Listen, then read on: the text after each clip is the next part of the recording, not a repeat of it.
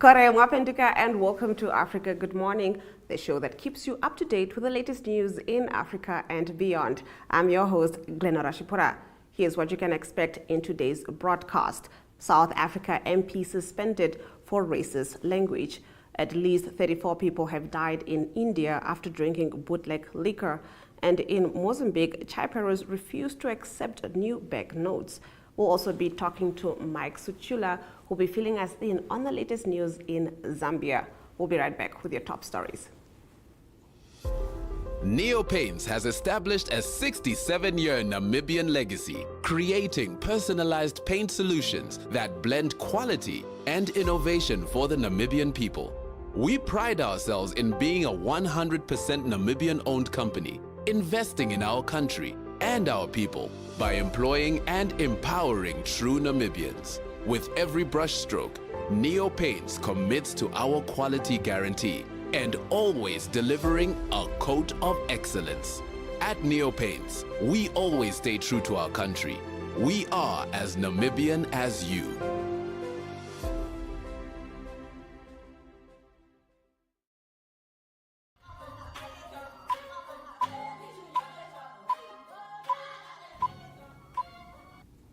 You're still watching Africa Good Morning. Getting into our top stories. A South African lawmaker has been suspended by his party, the Democratic Alliance, after a series of old clips resurfaced online of him spewing violent racist language against black people. Ronaldo House initially insinuated one of the videos was doctored and denied, but a statement issued by the DA on Thursday said it was genuine and not fake. In the video, Mr. Gauss, who was sworn into Parliament last week, uses a local slur typically reserved for black Africans repeatedly, along with the N-word, and calls for the black people to be killed. This could hardly have come at a worse time for President Cyril Ramaphosa as he thrashes out a new coalition government with the DA. After being sworn in for a second full term as president on Wednesday, he now has to agree on the distribution of ministerial posts between his own African National Congress and the DA, along with three smaller parties. The ANC failed to win a majority in the last month's election for the first time since the end of the racist system of apartheid in 1994. The center-right DA, the country's second biggest party, has faced accusations of racism from critics who say the party wants to protect the interests of the white minority population, a charge it denies. The DA has said Mr. Gauss will face disciplinary charges. Earlier this week, another old video clip re-emerged in which Mr. Gauss makes racially charged remarks. In the video, he implied that white people were subject to reverse apartheid. He said if Africa had to disappear off the face of the earth, no one would expletive notice. More than 40,000 people have signed an online petition calling for his removal as an MP. Now getting into our next story. At least 34 people have died, with dozens more being treated in hospital after drinking illegally brewed alcohol in the southern Indian state of Tamil Nadu, the authorities said. A state government spokesperson on Thursday confirmed the deaths caused by consuming alcohol tainted with methanol. Such crimes that ruin the society will be suppressed with an iron fist, the state's chief minister M.K. Stalin posted on social media platform X. The incident occurred in the Kalakurich district, where more than 100 people suffering from vomiting, stomachache, and diarrhea were admitted to hospitals, triggering a police investigation. District official M.S. Prasaneth said the number of patients in critical condition kept changing, suggesting that the death toll could rise. The state government confirmed in a statement that it had suspended at least 10 officials, including the district's collector and police chief. Police arrested one person for selling illicit liquor and seized 200 liters of the methanol mixed alcoholic drink, the government said. In our next story, some semi-collective passenger transporters and informal vendors are refusing to receive the new medical series coins and notes in force since last Sunday, alleging that they are fake. Generally, these are operators who have remained ignorant of the entry into force of the new national currency series, a situation that is generating heated discussions between them and passengers trying to pay their fares. Sandra Xavier, for example, told a reporter that on Monday she took a chapa, a local mode of transport, to work as usual. Arriving at the destination, I wanted to pay the fare with a 100 medical note from the new series, but the collector, supported by the driver, refused to accept it, claiming to be unfamiliar with it. She said, according to Sandra, the situation embarrassed the other people in the vehicle so much so that the argument was finally resolved by a passenger who was willing to pay her fare with a 10 Metikais coin from the old series. It was a very embarrassing situation. I felt like I had done something wrong, she said. In turn, a man called Jose Nunes said that he was almost attacked by an ex-seller at Warresta Market when he tried to pay for a comb of eggs with a new 500 medical note. The seller refused to accept the note, claiming it was fake and accusing the customer of fraud. Getting into our next story, Zambian authorities have killed 2 stray lions that caused fear in the western Zambezi region, prompting plans to close nearby schools. The 2 lions, said to have escaped from the nearby Kafua National Park, killed 16 cows in a span of 2 weeks. One resident told state broadcaster ZNBC some people were worried about leaving their homes. The authorities had announced a plan to close some schools in the area as a precaution. There is a real danger that pupils could be attacked on their way to school. The district commissioner, Simon Machia, had been quoted as saying, to protect human lives, some schools in the area will be closed as a precautionary measure, he said. While the lions had only attacked livestock, the authorities said they pose a risk to human life. Local newspaper the Lusaka Times said the most recent incident was an attack on an ox cart carrying a patient to Zambezi District Hospital on Tuesday. There was said to have been a sense of relief when police and wildlife authorities moved in and to address the matter on Wednesday. Our hearts now have calmed down, the district commissioner said. The state broadcaster on Wednesday showed carcasses of the big cats and an excited big crowd that had gathered around. In the last of our top stories, France, in collaboration with the African Union and Gavi, the Vaccine Alliance, aims to raise over $1 billion to speed up the manufacturing of vaccines in Africa. This goal is being discussed at the Global Forum for Vaccine Sovereignty and Innovation in Paris. The event has brought together African heads of state, health ministers from various regions, the director of the World Health Organization, and leaders from the pharmaceutical industry. During the forum, the African Vaccine Manufacturing Accelerator is officially launched to help African countries achieve vaccine independence by producing 60% of their required doses by 2040. This initiative was announced during the World Immunization Week in April to address the disparities in access to drugs and vaccines highlighted by the COVID pandemic. On the other side of the break, we'll be talking to Mike Sichula, who will be giving us the latest news in Zambia. The Ministry of Environment, Forestry and Tourism, in collaboration with the Namibia Tourism Board and the Ondonga Traditional Authority, will be hosting the Itotha Carnival at the Kangonde Sotpan in the Oshikoto region from 27 June to 1st July 2024. Expect a fun-filled weekend including traditional dishes, cookout competitions, totem parades, traditional games, horse riding, skydiving and quad biking. Accommodation facilities will be available at cost. The Itotha Carnival, celebrating our ancient heritage.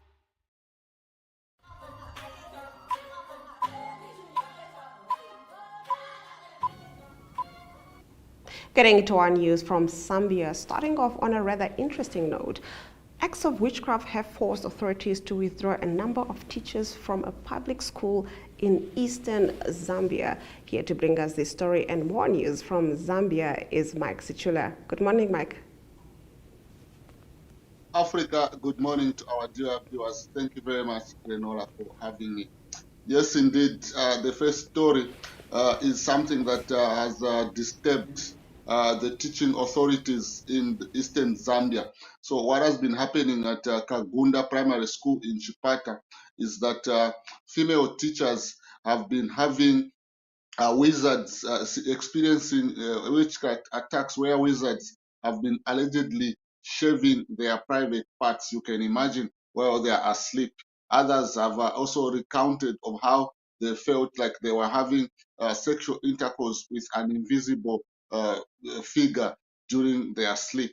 So these attacks have persisted for many weeks. And also, beside these attacks, the borehole where they draw their drinking water was poisoned by unknown people some few days ago. So what authorities have done is that according to Kondwa Nyimbiri, the basic teacher union of Eastern Province, he says that teachers will be withdrawn from this school from the 28th of this month until the situation normalizes. So they had a meeting between the teachers union and the traditional leadership in the area, and the traditional leadership in the area pleaded with the teachers to say they needed more time for them to find out who the perpetrators of these witchcraft attacks are, so that they can be punished, and to avoid their children going without learning if teachers are withdrawn from this school. Well, Mike, this is definitely a peculiar story. I am looking forward to how this story develops. Getting to your next story, tech giant Google has sealed a partnership agreement with the government aimed at enhancing knowledge sharing. Yes, so Google, through its subsidiary company, Google Cloud, has signed a memorandum of understanding with the Ministry of Technology and Science, which will see the construction of a center of excellence in digital transformation, innovation, offering skills development, and knowledge sharing. So, Minister in charge of technology, Felix Mutati, says the initiatives given to the private sector have played a role in compelling Google to invest in Zambia. So, for Zambia, in terms of technology, in the last 1 year alone, the private sector has laid 5,000 kilometers of fiber optic, which brings the total of 25,000 kilometers of fiber laid since Zambia got its independence in 1964. This is something that has led to the increase in internet penetration within Zambia. So with this agreement in place, Zambia will be connected to the Umoja, which is a fiber optic project running from Kenya through South Africa to Australia. Electricity deficit, Dollar Energy Power has been restarted and is expected to generate 105 megawatts to address the national electricity deficit. Yes, so yesterday the Minister of Energy, Mr. Peter Kapala, officiated at this event of the restarting of Dollar Energy because as we speak now, Zambia is having electricity rationing of about 18 to 20 hours. You can imagine in a day you don't have power, and you are operating a salon or a barber shop or even a bakery.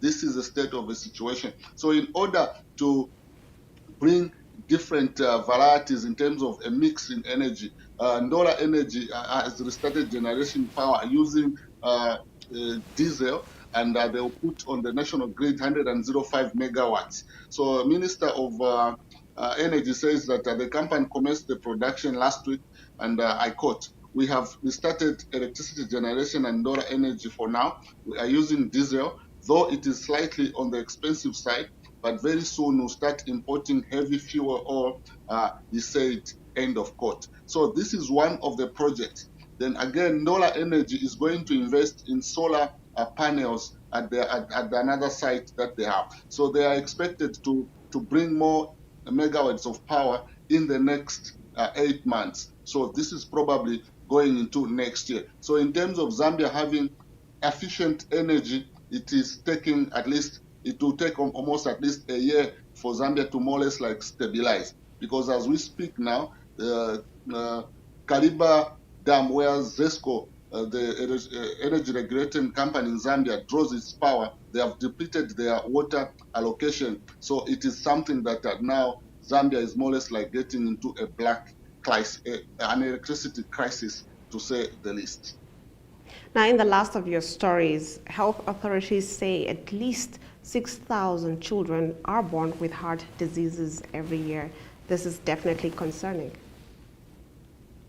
Yes, indeed, it is concerning, and this information was revealed by Minister of Health Sylvia Maseu, who, however, says that this type of heart disease is something that is a preventable disease, and but it has also contributed to the high number of children and death being recorded at the National Heart Hospital. So he says she says this is something that Zambia is looking for partnership from within and outside the region so that it can be able to mitigate and also reduce the number of children born with heart disease. So then also Zambia has received a medical evacuation team from the Czech Republic who have set up a surgeon at the mission at the heart hospital to help Zambia attend to this high number of children born with heart diseases. As we have rightly stated, 6,000 is just a big number. So in order for Zambia to be able to attend to these cases, they have sought help from the Czech Republic, and the Czech Republic have responded, and they have set up a surgical mission at the hospital that will be attending to children with heart diseases. And once this project is done, the equipment is going to remain at the hospital, and the knowledge is will be transferred to Zambian doctors who will be able to undertake some of these heart problems that they will come in touch in their course of duty. So it is something that authorities are also saying that 10 the mission is also going to conduct 10 open heart surgeries, of which 4 have been completed since Monday and 2 are currently underway, according to the ministry. All right, thank you so much for bringing us these stories, as Ashwin says, from the real Africa. Mike Sichula. Thank you very much, Grenola. Africa, good morning to our dear viewers, and I wish the crew all the best over this weekend. We'll definitely have a good weekend. Let's take a look at our weather predictions for Southern Africa before we return with economic news.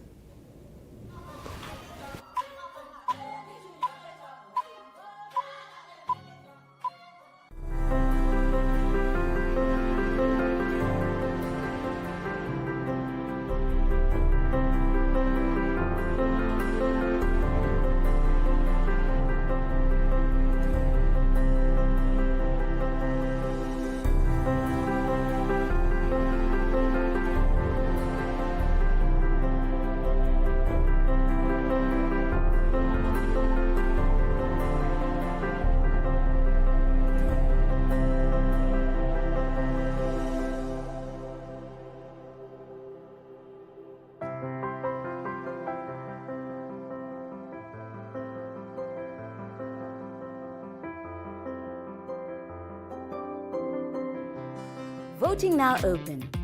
The Best of 061 Express Followers' Choice Awards. By voting, you stand a chance to win your share of 50,000 Namibian dollars in cash.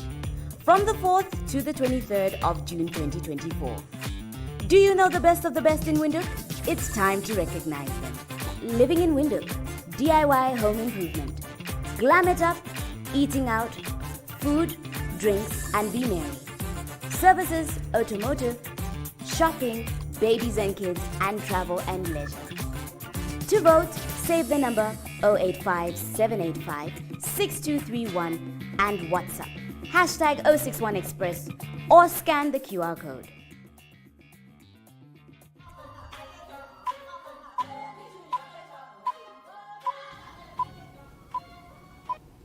In our economic news, we are in Nigeria. Nigeria is expanding the number of well blocks slated for auction in its 2024 licensing round, as well as extending the deadline for ending the exercise amid keen interest in the offer. The oil regulator told Reuters on Thursday.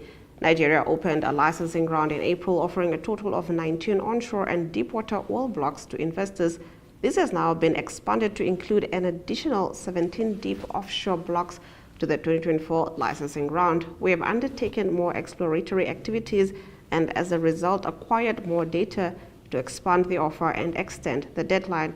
This has given rise to tremendous interest from investors, Gubenga Komolofe, head of Nigerian Upstream Regulatory Commission, said. All right, that concludes our economic news. Let's take a look at our economic indicators before Ari Hohat brings us the sports news.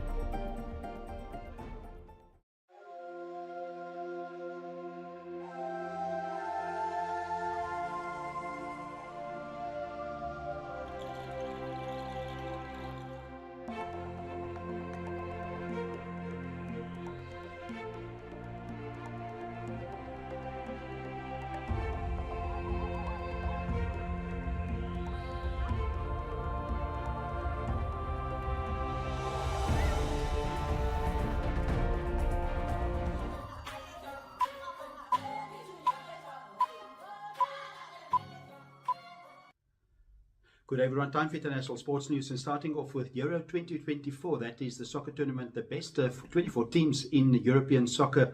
They're playing at the moment in Germany, and still round robin in the group stages, and it was host Germany that beat Hungary by 2-0. That means that they've got 6 points after 2 games. That is in Group A, and leading that group. Just behind them is Switzerland. Switzerland and Scotland played to a 1-1 draw, and that gives Scotland a little bit of a lifeline. They lost with a big score against Germany in their first game, but they play against Hungary on Sunday.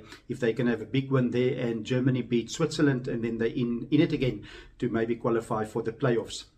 Also in Group B, it is Croatia and Albania that both scored 2 goals. The game ended in a 2-2 draw.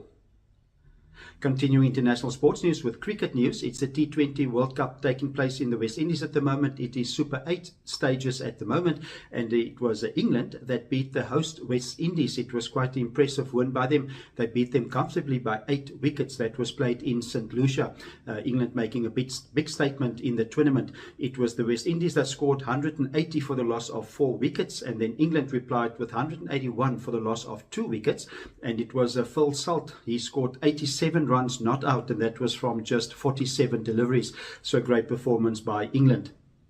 South Africa also in action in their first game in the Super 8, and they played against the United States of America, and South Africa winning that by 18 runs. South Africa batting first, 194 for the loss of 4 wickets with Quinton de Kock. He was the best batsman for South Africa, 70 runs off just 40 deliveries. And then the United States, they reached 176 for the loss of 6 in their allotted 20 overs. Good performance for the Americans by South African-born Andries Gous, and Andries Gous scored 80 runs for the loss of just 47 deliveries. That is Andries Gous, the former South African under-19 player. South Africa play again on Friday, and then they have a tough game against England, and South Africa again play on Monday. Then they play against the host West Indies. And closing off today's international sports news, it is tennis news. Tennis news from the Queen's Men's Tournament. It's a grass court tournament being played in London, and the local player Andy Murray is out of the tournament with a back injury. Not good news for him. He still hoped to play at Wimbledon for the last time. He's a former Wimbledon champion, but he's got a back injury. Not sure how long it's going to take for him to heal. Also in the tournament, number 3 seed Grigor Dimitrov is out of the tournament. He lost to Sebastian Korda. Sebastian Korda of the United States of America beating Dimitrov by 6-4, 3-6 and 7-5. Then another American, it is Taylor Fritz. He's also through to the next round, beating Milos Raonic of Canada by 7-6 and 6-4. That's international sports news for today. Hope you have a great sport day, and we'll talk.